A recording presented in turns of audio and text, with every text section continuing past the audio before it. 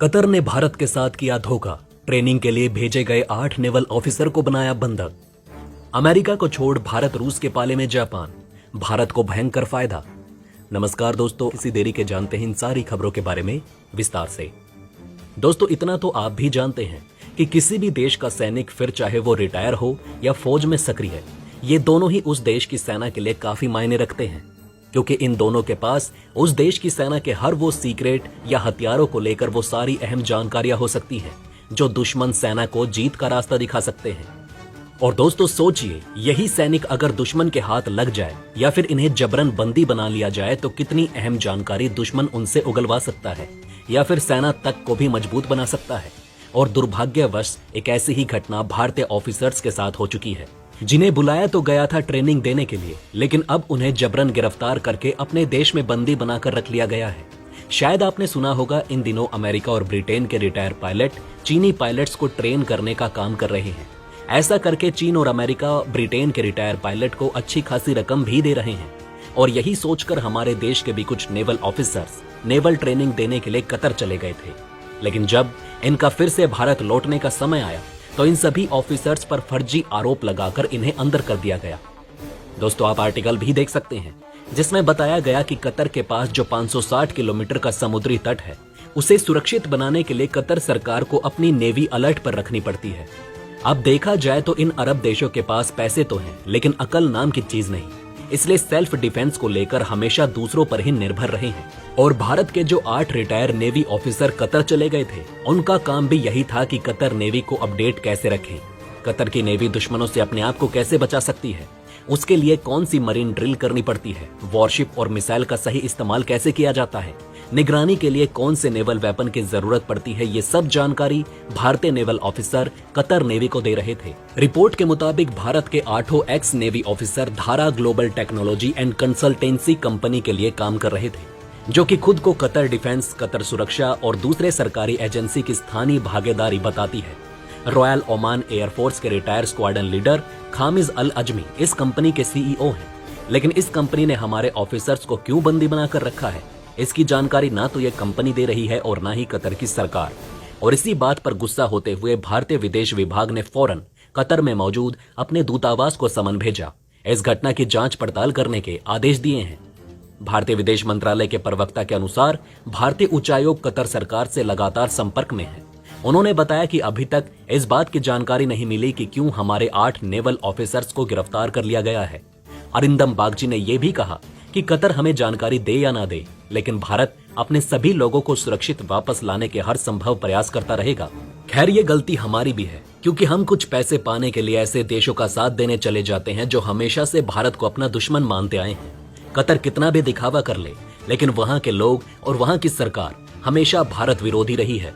तो क्या हमें ऐसे देशों की सेना को ट्रेनिंग देने जाना चाहिए या फिर नहीं? दोस्तों, कमेंट करके जरूर बताएं। वहीं दोस्तों, दूसरी तरफ आज आपको पता चल जाएगा कि अंतर्राष्ट्रीय राजनीति और जियोपॉलिटिक्स से ज्यादा क्रूर चीज कुछ और नहीं हो सकती, क्योंकि पिछले 24 घंटे में एक देश ने ऐसा पाला बदला है जिसे देखकर पूरी दुनिया हैरान है, खासकर अमेरिका। क्योंकि अमेरिका जिस देश को अपना सबसे करीबी बताया करता था, जिसे अपना सबसे मजबूत साथी कहता था, अब वो पाला बदलकर रूस की गोद में जा बैठा है। और सबसे हैरानी की बात तो ये है कि यह पाला बदलने वाला देश कल तक रूस के खिलाफ मिसाइल ताने बैठा था, अपने लड़ाकू विमान भेज रहा था, नौसैनिक युद्ध अभ्यास कर रहा था रूसी सीमा के पास। यहाँ तक कि रूस भी चीन के साथ मिलकर इस देश के खिलाफ युद्ध अभ्यास करने में जुटा था और लग ऐसा रहा था कि इनके बीच भी युद्ध हो सकता है। लेकिन पिछले 24 घंटों ने हमें ये बता दिया है कि जियोपॉलिटिक्स के अंदर कुछ भी कभी भी पूरे तरीके से संभव है, किसी भी चीज को नकारा नहीं जा सकता।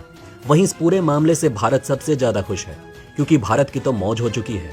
मैं ऐसा क्यों कह रहा हूं, तो चलिए इस पूरे मामले को विस्तार से समझाता हूं। दरअसल दोस्तों, हुआ कुछ ऐसा है कि रूस यूक्रेन युद्ध के शुरू होने के बाद से अमेरिका और उसके सहयोगी देश पूरी दुनिया पर यह दबाव बना रहे हैं कि रूस से किसी भी प्रकार की एनर्जी प्रोडक्ट ना खरीदें, चाहे गैस हो, कच्चा तेल हो या फिर कोयला हो।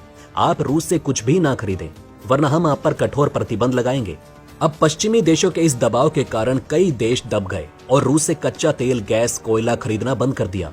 लेकिन अब एक ऐसी खबर निकलकर सामने आ रही है जिसने अमेरिका और पूरे पश्चिमी वर्ल्ड को सदमे में पहुंचा दिया है, क्योंकि उनका एक बहुत पक्का सहयोगी जापान, जिसके साथ मिलकर वो पूरी दुनिया को डरा रहे थे, धमका रहे थे कि रूसी तेल, गैस, कोयले को मत खरीदो, अब वही उनका पक्का सहयोगी जापान रूस की गोद में जाकर बैठ चुका है और ये पूरे पश्चिमी वर्ल्ड के लिए सबसे बड़ा झटका माना जा रहा है, क्योंकि जापान तो वो देश है जो अमेरिका के साथ मिलकर पूरी दुनिया के अलग अलग देशों को डरा रहा था, धमका रहा था कि रूसी तेल मत खरीदो।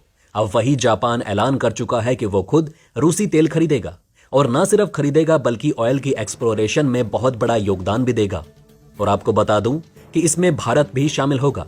वो कैसे? दरअसल दोस्तों, आप स्क्रीन पर देखिए, ये रूस का ईस्टर्न इलाका है और ये है साकलेन आइलैंड। इस आइलैंड के आसपास भारी मात्रा में कच्चा तेल और गैस के भंडार यहाँ पर मौजूद हैं। लेकिन दिक्कत यह है कि रूस ये तेल और गैस के भंडार खुद नहीं निकाल सकता, क्योंकि ना तो रूस के पास इतने संसाधन हैं, ना ही पैसा, ना ही टेक्नोलॉजी।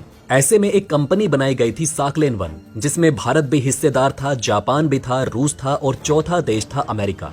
और इसमें हिस्सेदारी कुछ ऐसे थी कि 30% इसका हिस्सेदार अमेरिका था, 30% हिस्सेदार जापान, 20% हिस्सेदार भारत और 20% खुद इसका हिस्सेदार रूस था।